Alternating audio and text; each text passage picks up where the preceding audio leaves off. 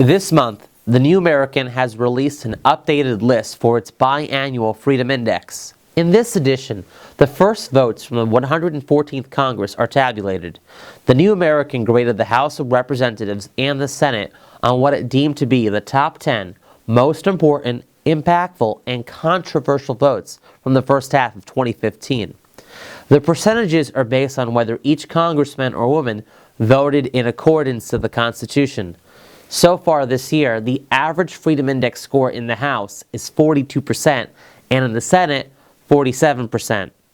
Congressman Thomas Massie of Kentucky is the only representative who earned 100%. In the Senate, 4 scored 100%.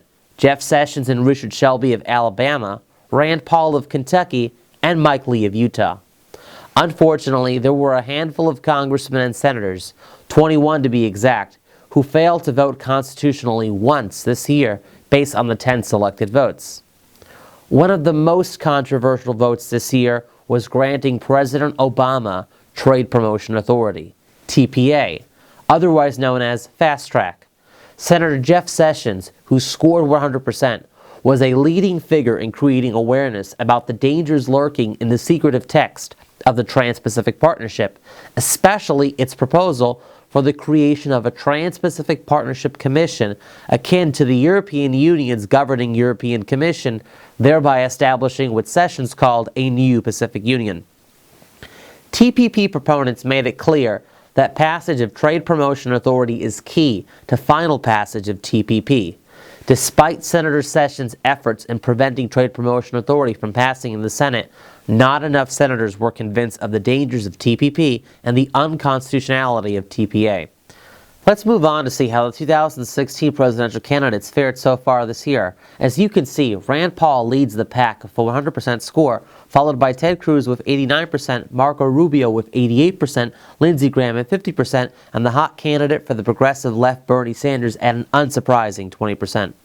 It should also be noted that all of these candidates, aside from Lindsey Graham and Marco Rubio, voted against TPA. Graham voted for TPA, while Rubio did not cast a vote on this topic. The scoring for this vote only reflects the first time it went through in the Senate, as it had been renewed after Trade Adjustment Assistance, TAA, was initially shot down in the House. After analyzing this edition of the Freedom Index, there are encouraging officials in office.